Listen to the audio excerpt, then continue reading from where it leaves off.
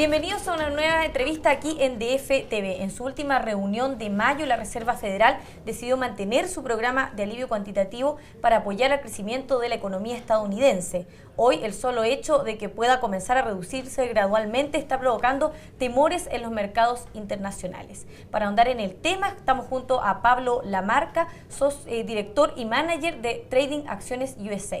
Bienvenido, muchas gracias por estar aquí con nosotros. Muchas gracias por la invitación. ¿Por qué causa tanto nerviosismo el tema de la Fed en los mercados? Bueno, porque la Fed ha sido la impulsora, y junto con otros bancos centrales como el europeo y ahora el Banco de Japón, han sido los impulsores de mantener una situación de que las economías no caigan en recesión. Tuvimos el Quantitative Easing 1 a fines del 2008 con la crisis de Lehman.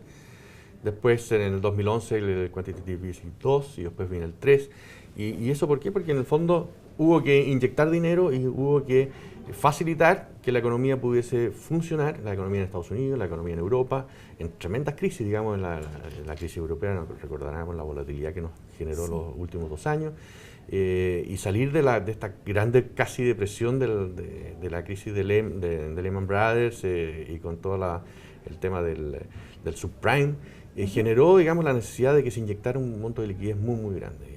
Y eso fue quizás el gran tema y la gran gracia de Bernanke como presidente de la Fed, de que él conocía muy bien la historia de lo que fue la depresión de los años 29, y por eso inyectó liquidez y ha generado, digamos, un espacio, si bien no hemos crecido mucho como mundo, digamos, pero sí ha permitido que las economías crezcan y se puedan ir acomodando a futuros escenarios, digamos. Y el hecho de retirar o de no seguir inyectando tanto al dinero genera nerviosismo. Nadie en los últimos 2-3 años se ha atrevido, todos los que se han atrevido a apostar en contra de la Fed han perdido dinero y por lo tanto genera mucho nerviosismo. Pero sí dicen que la economía estadounidense aún no tiene la fortaleza suficiente como para que la Fed tome la decisión de reducir este programa. En cifras y en números no. Sigue con un desempleo mayor al esperado y objetivo de la Fed. La Fed dice que va a seguir y mantener sus estímulos monetarios hasta que la economía, hasta que el desempleo alcance el 6,5, pero ya ha bajado, estamos en el 7 y fracción. Y lo que pasa es que yo creo que la Fed tiene expectativas de que el año 2014 y 2015 sean bastante mejores. Acordémonos además que este año 2013 Estados Unidos está creciendo en torno al 1,8, 1,2, pero tiene el tema de recortes en su presupuesto, tiene situaciones complicadas de restricción fiscal, o sea, tiene varias cosas conjuntas y así todo sigue creciendo al 1,8 o al 2. No son cifras grandes, un tropiezo al 2 y la cosa ya queda tambalea, pero sí demuestra una cierta fortaleza y por lo tanto yo creo que está proyectando que hacia el 2014 la economía va a empezar a estar mucho mejor y por lo tanto empieza entonces a hablar o empiezan a discutir de cuándo sería o no sería conveniente y como estas cosas son transparentes a través de las minutas que se entregan después de cada una de las reuniones a cabo de 2 semanas, se leen las minutas y dice, esto va a pasar. Ahora yo creo que la gente toma las palabras y dice, se recorta o se retiran los estímulos. Yo creo que una cosa es retirarlos y no seguir generando estímulos, y otra cosa es que en vez, en el caso de la Fed, que dispone de una compra de papeles de en torno a los 85 billones de dólares mensuales, probablemente lo va a hacer, no al nivel de 85, pero lo va a seguir haciendo al nivel de 60 o de 50 o de 40 y lo irá retirando paulatinamente. ¿Y eso puede durar 2 años hasta que lo retiren en su totalidad? No sé, el tiempo es difícil, pero irá calzando con lo que es la fecha, con lo que es la tasa de desempleo e irá calzando también con la fortaleza o no fortaleza que sigue mostrando la economía. Claro, además ayer el presidente de la Fed de St. Louis dijo que por ahora la inflación no está en la meta que tiene la Fed como para comenzar a reducir el programa ahora en el corto plazo. Sí, la inflación en el mundo está muy baja. No solo aquí en Chile la tenemos al 0,9 en los últimos 12 meses y en Estados Unidos pasa lo mismo en Europa, lo mismo en Asia, la inflación como que está en retirada, digamos, no es el tema, no es que esté en retirada, probablemente vuelva a subir, pero en niveles muy, muy manejables, sin que ello signifiquen riesgo de situaciones macroeconómicas más complicadas, ¿no? Los mercados están atentos, sí, a los pasos que podría dar la FED, sobre todo tras conocer, por ejemplo, la creación de empleos en el sector privado, ¿cierto? Pero sí. dicen que tendría que ser por lo menos de 200.000 como para que la FED comience su retiro. Bueno, para que se afecte dramáticamente la tasa de desempleo tendría que haber un nivel de crecimiento sobre los 200.000 como tú señalas. Ahora, pero una mirada distinta de la fortaleza de la economía americana es decir, mira, con todos estos temores de la FED retirando, con todo lo que sucede en China, que la situación se ve que crece menos que lo esperado, con todas las situaciones que uno podría hablar de una Europa que sale o que no sale de la recesión, resulta que el mercado americano este año ha subido más de un 10%, a pesar de las últimas correcciones. Y por lo tanto tiene su fortaleza, o sea, hay mayor consumo, hay mayor empleo, no a niveles de lo que se necesita de crear más de 200.000 empleos mensuales, pero acordémonos que además Estados Unidos está, una cosa es el sector privado que crea los empleos, pero el sector del gobierno está retirando empleos, digamos. Entonces, en la media estamos ahí creando empleos a una buena tasa, no suficiente para disminuir la tasa de desempleo. Claro, además que Bernanke dijo que él iba a esperar que la tasa de desempleo llegue a un 6,5. Eso ha dicho como que una referencia. Sí, según los estudios de los bancos, llegar al 6,5 es por lo menos fines del 2014 y quizás principios del 2015, al nivel de empleo que se está creando. No es fácil.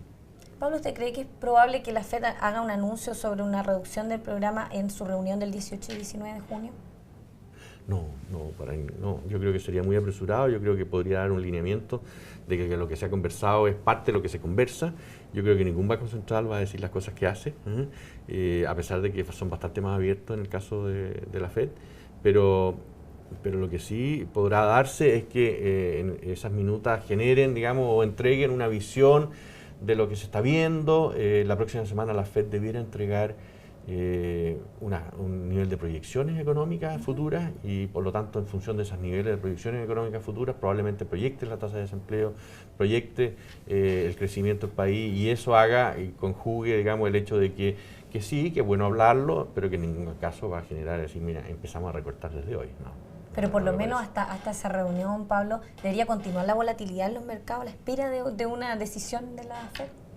Sí, lo que pasa es que la volatilidad de los mercados, por ejemplo, hoy día las bolsas están cayendo y no es un tema de la FED, sino que es un tema del Banco de Japón, que iba a inyectar 1,5 trillones de dólares al mercado y duplicar su masa monetaria. Resulta que ahora parece que lo va a hacer a un ritmo distinto de lo que se pensaba. Entonces, y eso generó una caída porque hoy día el mundo es globalizado y por lo tanto compran los yenes, los invierten en las acciones de Japón, después venden y hacen carry trade, y en fin, una serie de cosas que están todos, digamos, en una situación que uno se contagia con otro porque en el fondo las inversiones son globalizadas, ¿no?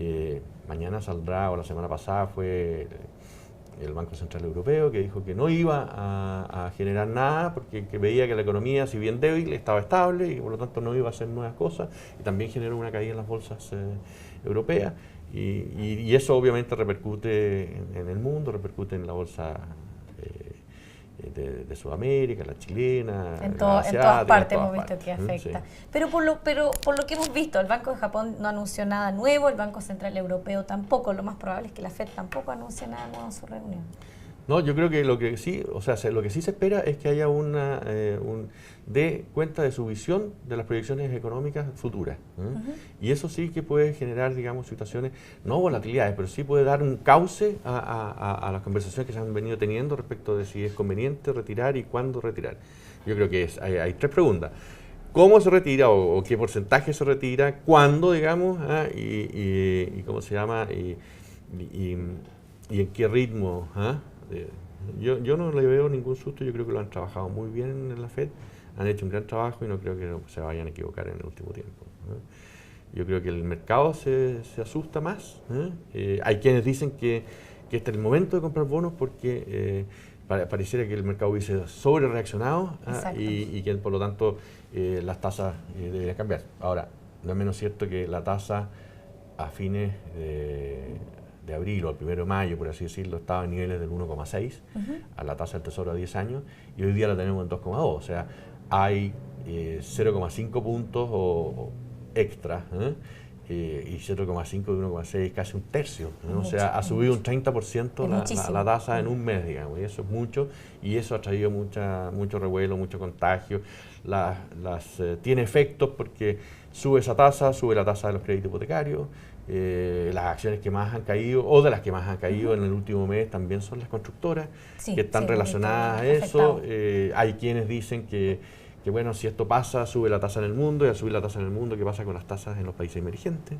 ¿Ya? O aquellos papeles emergentes. Entonces todos vuelven a preguntarse un poco y decir, bueno, ¿en dónde tienen colocada la plata los bancos europeos? Que son, y los bancos europeos, entonces, ¿cuánto siguen teniendo en Grecia, en Turquía, en Irlanda, hablan de los bancos españoles con las colocaciones que tienen en Chile o en Sudamérica en general, en México, y entonces todos empiezan a hablar del riesgo, del contagio, etcétera. Pero yo creo que el mundo está bien, creciendo débil, pero las proyecciones del 2013 son un crecimiento algo menor que el 2012. Y algo mejor para el 2014. Pero el 2014 viene francamente mejor y mucho más equilibrado, digamos, no hay tanto desbalance, digamos, entre los crecimientos, y eso sí que tiene una importancia.